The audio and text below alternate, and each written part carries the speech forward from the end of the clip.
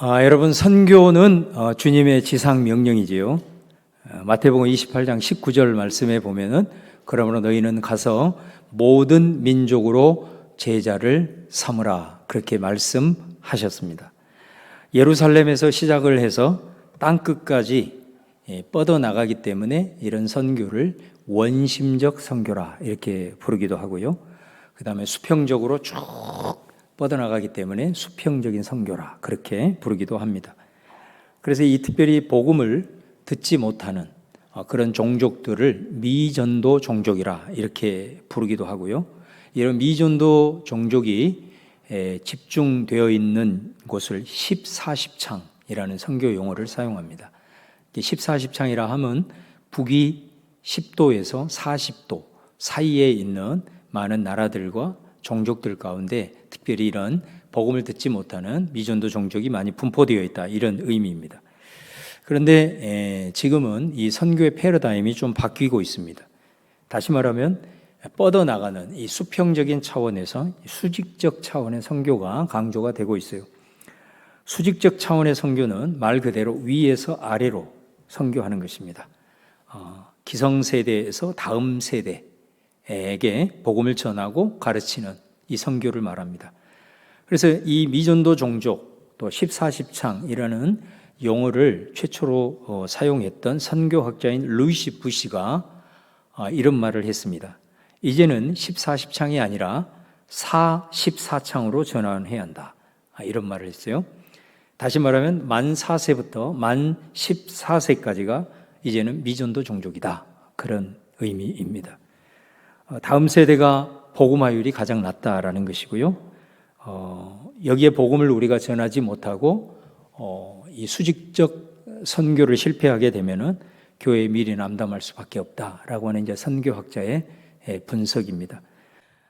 그래서 땅끝까지 이르러 내 증인이 되라라고 하는 이 지상 명령만이 아니라 이제는 또 하나의 지상 명령에 주목을 하기 시작을 했습니다. 바로 그것이 오늘 우리가 봉독한 신명기 6장 4절에서 9절, 우리가 쉐마라고 부르는 그런 본문입니다.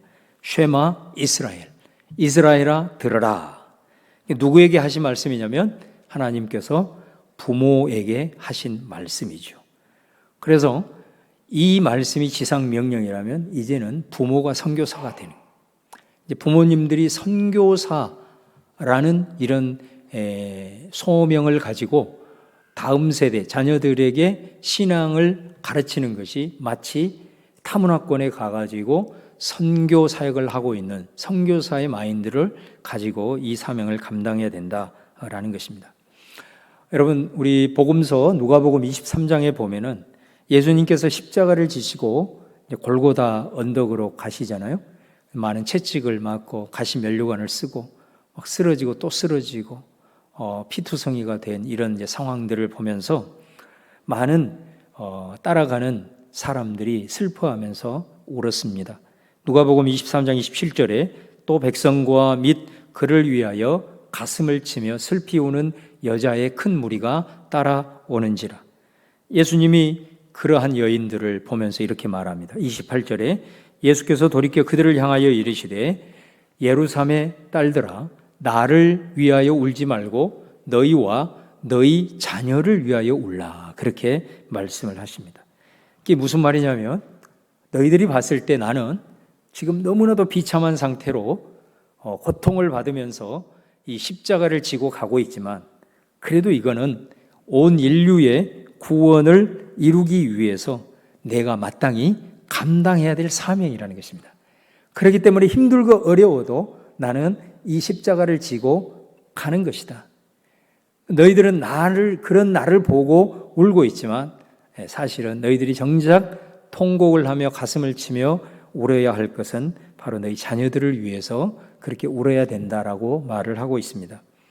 그러면서 예수님이 그 말씀을 하면서 누가복음 19장 43절 44절에 보면은 그리고 왜 우리 예수님이 자녀를 위해서 울라고 했을까?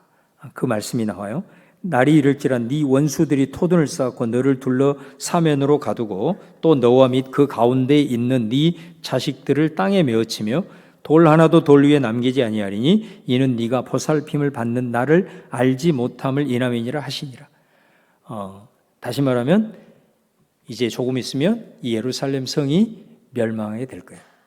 원수들이 이 성을 차지하게 될 때에 너희들뿐만 아니라 너희 자녀들에게 임할 재앙에 대한 예수님의 예언이라고 할 수가 있습니다.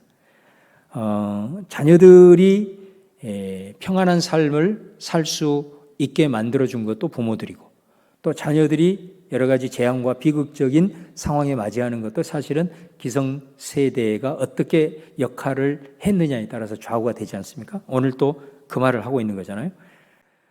이 예수님의 말씀은 오늘 우리에게 어떤 메시지를 던지고 있느냐.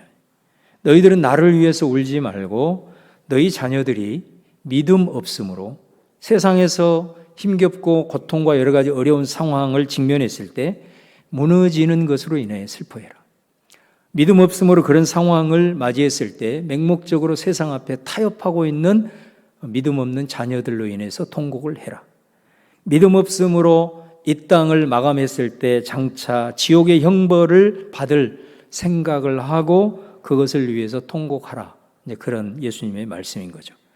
여러분, 예수님의 이 말씀을 우리가 기억하면서 오늘 어린이 주일을 맞이해서 우리 부모님들에게 지상 명령으로 주신 이 쉐마의 말씀을 여러분과 함께 상고하고자 합니다. 오늘 신명기 6장 4절에서 이스라엘아 들으라, 우리 하나님 여호와는 오직 유일한 여호와시다 말씀하죠. 여기서 들으라 라는 말은 쉐마라는 말인데요, 원래 이 단어는 순종이라는 말입니다. 그래서 구약 성경에 보면 이 쉐마, 샤마 이런 단어가 어떤 때는 들으라, 어떤 때는 청종하라, 어떤 때는 순종해라 이런 말로 이제 번역이 되고 있는데요. 여러분, 순종이라고 하는 것은 행동이기 이전에 어떤 사람의 권위를 인정한다라는 의미를 갖고 있습니다. 내게 말하는 어떤 사람이 권위가 있을 때는 내가 그 어떤 말이 내게 오더라도 그 말을 따를 수밖에 없습니다. 그 말은 내게 말하고 있는 사람의 권위를 인정하고 있다는 거거든요. 그런데 내게 말하는 사람에 대해서 내가 권위를 부여하지 않으면 그 사람이 아무리 옳은 말을 하고 내게 필요한 말을 한다 하더라도 그거는 잔소리로 들리는 겁니다.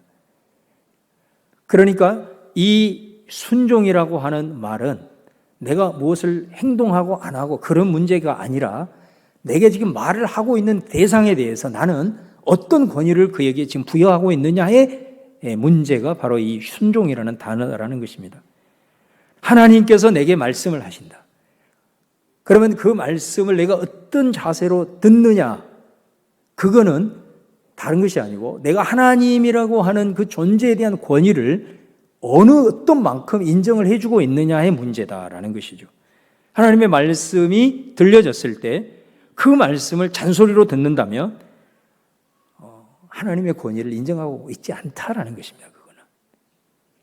그러나 스쳐 지나가는 하나님의 말씀이어도 그걸 귀담아 듣고 그것을 간절한 마음으로 사모하는 자세라고 한다면 그 사람은 하나님의 권위를 크게 인정하는 경우가 된다라는 것입니다. 그래서 사무엘 선지자는 말해요. 순종이 예배보다 낫다. 너무나도 당연한 말이죠. 우리가 예배한다는 건 하나님 앞에 납작 엎드려서 그분을 높이고 그분이 우리의 모든 것이라고 모든 영광 찬양 다 올려드리는 거잖아요. 근데 순종이 없다고 한다면 그 예배가 무슨 예배예요? 예배일 수가 없는 거죠. 하나님의 권위를 내가 인정하고 있지 않은데, 하나님의 권위를 내가 인정하고 있지 않는데 무슨 예배를 드린다는 겁니까? 그 예배는 자기 만족을 위한 예배일 수밖에 없는 거죠. 자기 유익을 위한 예배일 수밖에 없는 거죠. 자기 스스로가 예배를 들으면서 마치 스스로 체면을 거는 그런 예배가 될 수밖에 없는 거죠. 하나님의 권위를 인정하지 않는데 어떤 예배가 온전하게 드려지겠는가. 그래서 사무엘이 그 얘기를 하는 거예요. 순종이 제사보다 낫다고 하는 말이 그런 의미인 것입니다. 자, 여러분, 오늘 이 쉐마 말씀을 하면서 그러면 그 쉐마의 내용이 뭐냐? 하나님이 우리에게 말씀하시는 그 말씀의 내용이 뭐냐라고 했을 때 오늘 뭐라고 얘기하냐면 우리 하나님 여호와는 오직 유일한 하나님이시다. 또 마음을 다하고 뜻을 다하고 힘을 다하여 하나님 여호와를 사랑해라 이렇게 말씀해요. 하나님은 한 분이시다. 여기 쉐마의 내용이에요. 그 다음에 또 하나는 그 한 분이신 하나님을 마음과 뜻과 힘을 다해서 사랑해라 이 말이죠. 여러분 이 말은 10계명 1계명 아닙니까? 나 외에 다른 신이 없다. 그 말씀을 말하는 거죠. 여러분 우리가 일반적으로 신을 얘기를 했을 때는 인간이 의지하고 싶은 대상을 찾을 때 신을 얘기합니다. 다시 말하면 내가 어떤 일을 돌파를 하고 해결을 해야 되는데 도저히 내 힘으로는 안 되는 거예요. 그래서 어떤 초월적인 능력이 지금 필요할 때 사람들은 신을 찾습니다. 그러니까 신을 찾는다라고 하는 것은 바로 내가 뭔가를 좀 의지하고 싶은 거이죠. 여러분 우리 인간이 하나님 앞에 처음 창조를 받을 때, 우리 인간이 지음을 받을 때 하나님은 다른 동물들과 피조물들과는 다르게 우리에게 하나님의 형상대로 지었다 그랬어요. 그러니까 하나님의 형상이라고 하는 것은 인간은 적어도 하나님과 통하는 뭔가가 있다라는 거예요. 다시 말하면 우리는 창조 때부터 우리 안에는 영적인 DNA가 있다는 거예요. 하나님과 소통하고 하나님과 연결되어 있는 그런 DNA를 갖고 우리는 태어난다라는 것입니다. 그래서 인간은 하나님을 찾을 수밖에 없어요. 피조물이라고 하는 것 자체가 이 땅을 살아가면서 한계를 직면하는 것입니다. 그게 피조물의 의미입니다. 우리는 살아가면서 한계를 직면하지 않는 사람은 이 세상에 한 사람도 없습니다. 그렇기 때문에 그런 한계 속에서 우리는 하나님을 찾을 수밖에 없고 그 하나님을 의지할 수밖에 없는 존재다라는 거예요. 태초부터 그렇게 하나님이 영적인 DNA를 우리에게 그렇게 심어놨기 때문에 그래요. 그래서 하나님을 의지하면서 사는 거예요. 근데 인간이 하나님 주신 자유의지를 왜곡해서 타락하게 되죠. 하나님과 같이 되려는 그런 교만함으로 인하여 타락하게 되면서 그 하나님을 제대로 보지 못한 거예요. 그리고 악한 영들이 그런 우리들의 죄와 이런 완악함을 이용해가지고 계속해서 우리를 미혹하고 하나님을 제대로 보지 못하도록 우리를 속이는 거예요. 그러니까 사람들은 하나님과 소통할 수 있도록 창조를 받았음에도 불구하고 이런 죄로 인한 타락과 이 악한 영들의 장난으로 인해서 하나님이 아닌 것을 하나님처럼 찾게 된다 이 말이에요. 분명히 하나님을 찾도록 창조를 받았는데 죄로 인해서 하나님을 제대로 찾지를 못해요. 그리고 하나님이 아닌 것들을 하나님처럼 생각하고 그것들을 신이라고 생각하고 의지하고 숭배하고 의존하면서 살더라 이거예요. 그러니까 여러분 이 세상에 얼마나 많은 신들이 있습니까? 얼마나 많은 우상들이 있습니까? 바로 그거는 뭐를 의미하느냐? 하나님을 찾도록 우리가 되어졌는데 칼빈의 표현대로 모든 인간에게는 종교의 씨앗이 뿌려져 있는 거예요. 그런데 그것을 가지고 하나님을 만나고 하나님을 찾고 하나님을 의지해야 되는데 하나님을 찾지 못하고 하나님 아닌 것들이 하나님처럼 생각이 되어져서 그것을 찾고 그것을 의지하면서 살아가더라는 것입니다. 이 세상에 존재하는 신들과 우상은 눈에 보이는 것들도 있을 수 있고요. 눈에 보이지 않는 것들도 존재합니다. 그것들을 마치 하나님처럼 의지하고 숭배하는 거죠. 오늘 쉐마는 분명하게 얘기를 하는 거예요. 우리가 정말로 들어야 될 핵심 중에 핵심의 메시지. 그거는 하나님은 한 분뿐이시다라는 겁니다. 나 이외에는 다른 신이 존재하지 않는다. 나 이외에는 너희가 의지할 대상은 존재하지 않는다라는 거예요. 우리 입장에서 고백을 해보면 하나님이 내 인생의 처음과 끝을 아시고 내 인생의 주인이 되어주시고 또 하나님은 그래서 내 삶의 제1의 우선순위가 된다라는 그런 의지인 거죠. 그래서 다른 것을 의지하지 말고 오직 그 하나님을 의지하면서 나아간다. 우리 하나님께서 이 말씀을 하시고 이어서 뭐라고 얘기를 하냐면 마음과 뜻과 힘을 다해야 된다 그렇게 말해요. 그 말은 자연스럽게 되지 않는단 말이에요. 우리가 하나님을 의지해야 되는 것을 안다고 해서 하나님을 자연스럽게 의지하게 되느냐? 그게 절대 이루어지지 않는다는 거예요. 우리는 끊임없이 유혹을 받고 끊임없이 방해를 받습니다. 하나님을 의지하는 데 있어서 분명히 내가 그걸 알고 있어요. 말씀을 통해서 배웠어요. 알고 있음에도 불구하고 그것이 자연스럽게 알면 의지하게 절대 그렇게 되지 않는다는 거예요. 그래서 우리 하나님이 이 말씀을 하시면서 힘을 다해야 된다. 여기서 뜻, 의지예요. 네 의지를 드려야 된다. 그래서 네 마음을 지켜야 된다. 네가 하나님을 의지해야 된다라고 하는 마음의 신앙 고백을 가지고 있을 때 힘쓰지 아니하면, 네 의지를 드리지 아니하면 마음 지키는 것이 어려워. 왜? 네가 그만큼 노력한 만큼 어둠의 근세들 악한 것들이 너를 미혹하고 방해하기 때문에 힘을 쓰고 의지를 다하고 네 마음을 지키면서 나아가야 바로 하나님이 나의 전부가 되시고 나는 그분만을 의지할 수 있게 된다라고 얘기를 해요. 그 말을 6절에서는 뭐라고 표현하냐면 오늘 내가 네게 명하는 이 말씀을 너는 마음에 새겨라. 네 속에, 네 영혼 속에, 네 마음 속에 정말로 하나님만이 내 유일한 의지가 되십니다 라고 하는 것이 완전히 새겨지기까지 그렇게 해야 된다. 사랑하는 여러분, 하나님이 한 분이심을 믿습니까? 하나님을 의지하는 거죠. 하나님 한 분이라는 신앙 고백은 하나님만을 의지하는 겁니다. 우리가 누군가를 의지하는 것은 누군가에게 기대는 것입니다. 다시 말하면 우리가 어떤 사람을 기대게 되면 그 사람은 내게 상당한 영향을 끼치게 됩니다. 그 사람 말이 달리 들리고 그 사람의 행동이 달리 보이기 때문에 내가 의지하는 그 대상을 결국은 나는 따라가게 되는 거죠. 근데 오늘 쉐마는 얘기를 하는 거예요. 세상을 의지하고 사람을 의지하고 이걸 의지하게 되면은 어느 순간에는 나도 거기에 기대게 된다라는 거죠. 기대게 되면 어느 순간에는 그것의 포로가 되어서 더 이상 저항할 수 없게 된다라는 겁니다. 세상에 존재하는 것들, 또 사람을 의지하는 것들은 아무리 좋게 보여도 그거는 결국은 나중에는 내가 의지하고 그것의 포로가 되는 순간 결국은 실망하게 되고 그것으로 인해서 내가 의지하는 것 때문에 결국은 망할 수 있다라는 거예요. 그래서 우리 하나님은 세상의 것을 의지하지 말고 사람을 의지하지 말고 네 눈에 아무리 좋게 보이는 것일지라도 그거를 절대시하지 말고 과감하게 상대화시키면서 오직 절대적으로 의존할 분은 하나님 한 분만을 의지해라.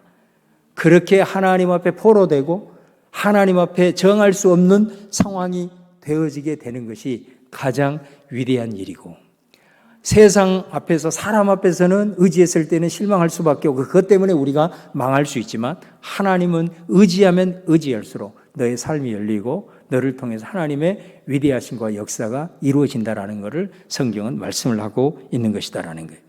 그 여러분 우리가 하나님을 의지한다는 것이 막연한 게 아니잖아요. 아까도 말씀드린 대로 의지하는 대상의 말이 달리 들리는 것처럼 우리가 하나님을 의지한다는 것은 하나님께서 이미 우리에게 계시된 말씀으로 주시는 성경의 말씀을 순종하는 것입니다. 그것이 바로 하나님을 의지하는 겁니다. 의지한다는 것을 뭐로 알 수 있어요? 근데 말로 한다는 게 아니고 내가 하나님을 의지한다는 걸 내가 뭐로 알 수 있어요? 하나님의 말씀을 하실 때 그 말씀에 내가 얼마만큼 순종하느냐의 문제가 바로 하나님을 의지하는 바로 믿음의 표현이다라는 것을 말씀을 하고 있다라는 것입니다. 우리 성도님들이 이렇게 기도를 하시는 내용들을 보면은 좀 이 현실의 삶에서 좀 벗어나고 싶다. 또 이 상황이 좀 변화됐으면 좋겠다. 좀 이 상황을 좀 돌파하고 싶다. 좀 여기서 좀 발돋움하고 싶다. 이런 기도의 제목들이 상당히 많습니다. 여러분, 하나님의 자녀가 그런 문제를 가지고 기도를 할 때는요, 하나님은 반드시 그분의 말씀을 들려주십니다. 자기가 알고 있는 수준에서 하나님은 반드시 그분의 음성을 들려주십니다. 자, 그런데 왜 우리가 그렇게 내 삶이 좀 변화됐으면 좋겠다. 우리 가정이 좀 변화됐으면 좋겠다. 내 삶이 좀 업그레이드 됐으면 좋겠다. 라는 갈망을 가지고 기도를 하는데도 실제적인 변화가 안 올까요? 그거는 뭐냐면 하나님의 음성을 들었을 때 그 말씀 앞에 내가 가지고 있는 생각은 단 한순간도 내려놓지 않는 것입니다.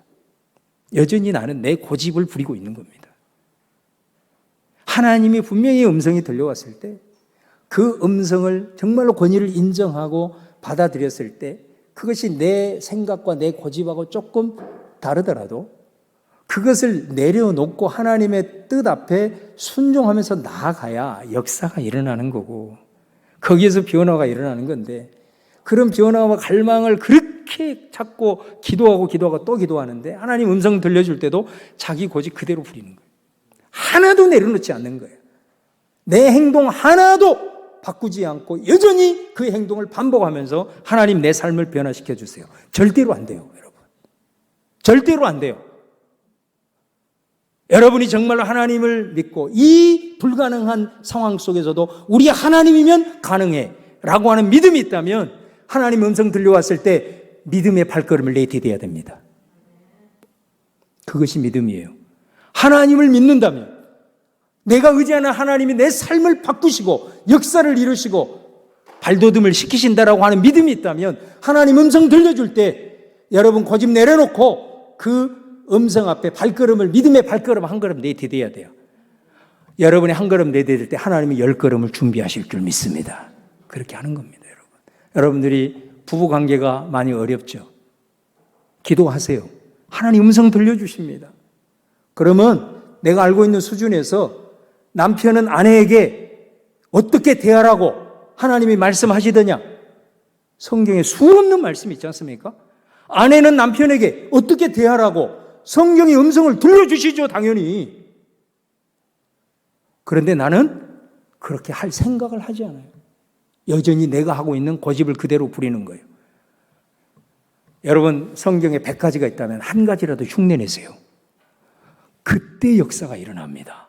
그게 믿음입니다. 믿음은 말이 아니에요. 믿음의 발걸음을 내디뎌야 됩니다. 제가 마중물 얘기를 많이 하잖아요. 우리 자녀들을 위해서 기도할 때도 자녀에 대한 하나님의 말씀에 대한 교훈, 여러분 간절히 기도하면 하나님이 음성 들려주시고 감동 주시는 겁니다. 그랬을 때 여러분이 가지고 있는 고집들을 좀 내려놓으세요. 그리고 100가지 중에서 한 가지라도 흉내라도 내세요. 믿음으로 발걸음을 내디드세요. 하나님이 역사하시는 겁니다. 그렇게 될 때 내 삶이 변화되고 우리 가정이 변화되고 내 삶이 되는 거지 하나님을 믿는다고 의지하면서 한다고 자기 고집 하나도 꺾지 않고 그대로 하면서도 기도한다고 한다면 그건 자기 욕망 성취를 위한 몸부림에 불과한 거죠. 여러분, 오늘 이 쉐마 부모의 마음에 먼저 새겨라 그렇게 얘기를 하죠. 하나님은 한 분이라는 거. 그리고 그분을 향하여 내가 힘을 다하여 뜻을 다하여 모든 걸 다해서 그분을 사랑하고 나아가라고 먼저 부모들의 심령 속에 새기라고 그렇게 말씀을 하는 거예요. 특별히 오늘 말씀은 부모에게 주신 말씀이기 때문에 가정 안에서의 사실은 신앙교육은 학교 교육이나 교회 교육하고는 근본적으로 달라요. 학교의 교육이나 교회에서 교육하는 것은 가르치는 거잖아요. 물론 그 안에서 오래된 관계가 형성이 되면 이제 인격적인 교육도 되겠지만은 그렇게 되기가 쉽지 않아요. 그런데 가정 안에서의 교육은 가르치는 게 아니에요, 사실은. 부모가 말하고 부모가 행동하는 것에 대해서 부모가 강조하지 않고 말하지 않아도 그 행동과 말 속에 아이들은 이미 다 그것을 그 아이들 심령 속에, 마음 속에 다 배워가고 있는 거예요. 이게 가정교육의 특징이에요. 가르친다고 되는 게 아니에요. 안 가르쳐도 우리의 행동과 언어를 통해서 아이들은 무의식 중에라도 다 받고 있는 것입니다. 지금 교육을 받고 있는 것입니다. 그러니까 사실은 신앙교육은 이미 부모들의 모습 속에 그렇게 이루어지고 있다라고 하는 걸 우리가 기억을 할 필요가 있다라는 것입니다. 그래서 쉐마의 핵심은 뭐냐면 먼저 부모가 이 말씀을 마음에 새기는 것. 이러면 사실은 신앙교육은 거의 끝나는 것이다. 네. 자, 그러면서 세 가지 방법론을 말씀을 하세요. 그 방법론의 첫 번째가 뭐냐면 자녀들에게 말씀을 강론해라 그렇게 말해요. 6장 7절에 말씀을 강론하라고 얘기하죠. 그러면서 뭐라고 했냐면 부지런히 가르쳐라. 집에 앉았을 때든지 집에 길을 갈 때든지 누워 있을 때든지 이 말씀을 강론해라 그렇게 말해요. 그러니까 말씀을 부지런히 반복해서 가르쳐라. 근데 이게 어떻게 보면 잔소리가 될 수 있어요. 다시 말하면 내가 말을 잘한다고 해서, 말을 많이 한다고 해서 이게 강론이 아닙니다. 여기에서 말하는 강론, 반복해서 아이들에게 부지런히 가르치라는 것은 뭐를 의미하느냐면 부모의 마음속에 새겨진 성경 말씀으로 가르치라는 거예요. 그럼 여러분, 성경 말씀으로 가르친다는 것이 뭐겠어요? 이거는 예배의 자리에서만 가능합니다. 그래서 우리 부모들은 사실은 좀 힘들지만 자녀들에게 신앙교육을 할 때는 말을 아껴야 됩니다. 언제 해야 되냐? 예배의 자리에서 성경 말씀 그대로 권면을 하는 겁니다. 그 말씀을 하고 있는 거예요. 그러니까 이 쉐마에서 말씀을 부지런히 강론하고 가르쳐라고 하는 말의 의미는 가정 예배를 말하는 겁니다. 예배의 자리에서 가정 예배를 드리면서 성경 말씀으로 얘기를 했을 때는 아이들은 비록 부모가 영적인 권위가 없다 하더라도 그 말을 말씀으로 받지 부모의 잔소리로 듣지 않습니다. 이거를 얘기를 하는 겁니다. 예배의 자리에서 하나님의 말씀을 가지고 아이들에게 알려주는 겁니다. 그랬을 때 아이들은 진정성을 갖게 된다는 것입니다. 그 말을 하는 것입니다. 내가 내 부모의 합리적인 말, 타당한 말, 신앙교육은 그렇게 하는 것이 아니고 자녀들과 가정 예배를 드리면서 하나님의 말씀으로 내가 이 말을 인간적으로 하고 싶어도 그렇게 하지 말고 말씀으로 권면하고 가르칠 때에 그것을 아이들이 받아들이게 되고 하나님의 말씀으로 듣게 되고 아이들의 심령 속에 주의 말씀이 새겨지게 된다라는 의미입니다. 그래서 여러분, 신앙 쉐마 교육에 있어서 핵심이 가정 예배라는 거예요. 저도 사실은 이 가정 예배를 시도하다가 또 안 되고 또 시도하다가 또 안 되고 정말로 이게 그렇게 시도를 해도 어렵더라고요. 어느 순간에는 성질이 나더라고요. 내 목사의 가정인데 가정 예배를 못 드리고 어떻게 내가 목회를 하냐. 열이 받았어요. 내 스스로에게. 그래가지고 어떤 일이 있더라도 요거는 내가 생명처럼 지켜야 되겠다. 각오를 하고 토요일날 저녁 8시에 예배 자리를 선포하고 드려지는데 얼마나 이게 힘든지 몰라요.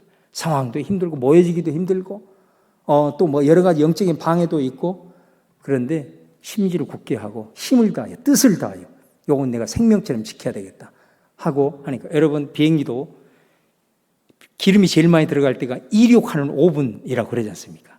그때를 넘어가니까 우리가 이제 가정예배 특징 중에 하나가 뭐냐면 반드시 감사할 걸 한 가지를 얘기를 하게 해요. 한 주간에. 그러니까 나중에는 감사할 것을 찾더라고요. 네. 이 가정예배가 얼마나 귀한가라는 걸 다시 한번 깨닫게 돼요. 그 다음에 두 번째는 여러분, 손목과 미간에 표를 삼아라. 6장 8절의 말씀이에요. 표를 삼는다는 건 뭐예요? 하나님의 말씀은 우리 눈에 보이지 않아요. 말씀을 우리가 선포할 때 그 말씀이 우리 눈에 실제적으로 그것이 말씀이 우리 안에 눈에 보여지는 건 아니거든요. 그러니까 부모들로 하여금 그 말씀이 그들의 삶에서 실제적으로 경험시키도록 해야 돼. 경험이 되어지도록 해야 된다라는 것입니다. 우리가 믿는 예수님은 어디에 계시냐? 하늘 보좌 우편에 계신다. 그분의 영은 어디 계시냐? 우리 눈에, 우리와 함께 계셔도 우리 눈에 보이지 않는다. 그러니까 사실 신앙이라고 하는 것은 우리가 믿는 대상의 부재 속에서 신앙이 이루어지고 있는 거예요. 예수님 보이지 않아요. 우리 오감으로 성령님을 어떻게 느낍니까? 우리가 믿는 분이 눈에 보이지 않고 오감으로 의식도 안 된다라는 겁니다. 그런 부재의 신앙. 그런데 그 하나님을 경험할 수 있도록 우리 주님이 어떻게 하셨냐? 눈에 보이도록 경험할 수 있도록 어떻게 하셨냐? 교회를 세웠다는 거예요. 교회. 그래 여러분 성경에 보면 교회를 뭐라고 그러죠? 주님의 몸이다. 눈에 보이는 몸이다. 이렇게 말을 하는 거예요. 그래서 이 교회를 통해서 주님의 말씀이 실제적으로 경험이 되어지도록 그 살아계신 하나님을 오감으로 느끼고 우리가 할 수 없지만 교회 공동체를 통해서 하나님의 살아계심을 경험할 수 있도록 우리 주님이 그분의 눈에 보이는 몸처럼 교회를 세웠다. 그래서 여러분 우리 아이들을 어찌하든 이 경험되게 하는 것, 표로 삼도록 눈에 보이도록 하기 위해서는 어려서부터 교회 중심의 신앙생활을 반드시 하게 하셔야 됩니다. 교회를 멀리하면 신앙은 잘할 수 없습니다. 그리고 세속과의 흐름을 절대로 이길 수 없습니다. 교회 중심의 신앙생활을 해야 됩니다. 그게 주님의 몸이기 때문에 그렇습니다. 그 여러분, 우리 아이들을 교회 중심의 신앙생활을 할 수 있도록 유도를 하셔야 됩니다.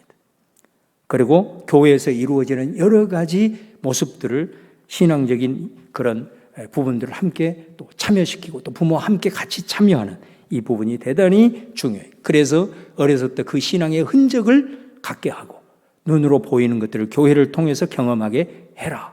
자, 그 다음에 세 번째 마지막은 네 문설주와 바깥문에 기록해야 된다라고 9절에 말씀합니다. 집 대문에 붙이라는 거예요. 그 말은 무슨 말이겠어요? 아이들에게 어려서부터 그리스도인이라고 하는 것을 드러내게 해라. 그런 말이에요. 여러분, 요즘 교회에 대한 이미지가 별로 안 좋기 때문에 성도들이 교회 문패를 달아놨다가도 뜯는다고 합니다. 절대로 그러지 마세요, 여러분. 그것이 여러분을 지켜줍니다. 교회 문패가 달려있는 것하고 없는 것하고는 여러분의 행동 양식이 달라집니다. 교회 문패가 있을 때는 주변 사람들에게 내가 그리스도인이라는 걸 다 알기 때문에 내가 그리스도인으로서 덕을 끼치기 위해서 노력하는 겁니다. 그런데 교회 문패를 뜯는 순간 아무도 내가 그리스도인인지 잘 몰라요. 내 멋대로 행동하고 양보도 안 하고 그렇게 되는 겁니다. 내가 그리스도인임을 어려서부터 아이들에게 드러내게 해야 됩니다. 어떤 방법을 고안해서든 드러내게 해야 됩니다. 그렇게 해야 결정적인 순간에 그리스도인으로서 죄에 타협하지 않고 자기의 영혼을 지킬 수 있게 됩니다. 드러내지 않으면 우리는 죄에 무너지기 쉽게 됩니다. 드러내야만이 그것이 결국은 나를 지키고 세상에서도 그리스도인으로서의 승리를 경험하게 한다는 사실입니다. 그래서 모든 사람이 보도록 문설주와 바깥문에 기록하라고 말씀을 하고 있는 거예요. 여러분, 저는 오늘 말씀을 마무리하면서 우리 모든 부모님들, 이 말씀이 어떻게 보면 참 우리에게는 쉽지 않는 것입니다. 그럼에도 불구하고 부모님에게 지상 명령으로 주셨어요. 그래서 이 부모님들이 이제부터 선교사다 이런 생각을 갖고 이 다음 세대를 위한 그런 신앙의 훈련을 감당을 해야 되는데, 저는 이 쉐마의 말씀이 여러분의 목표가 될 수 있기를 바랍니다. 목표가 있을 때는 그 목표를 위해서 우리가 한 걸음 한 걸음 내딛습니다. 그런데 그 한 걸음 한 걸음 내딛을 때 때로는 한계 상황에 직면하고 어려울 때 우리 어떻게 하죠? 신앙의 목표가 있어야만 기도를 합니다. 그런데 목표가 세워지지 않으면 기도를 할 수 없습니다. 하고 싶어도 못하는 거예요. 그래서 신앙도 반드시 어떤 목표를 세우고 있어야 돼요.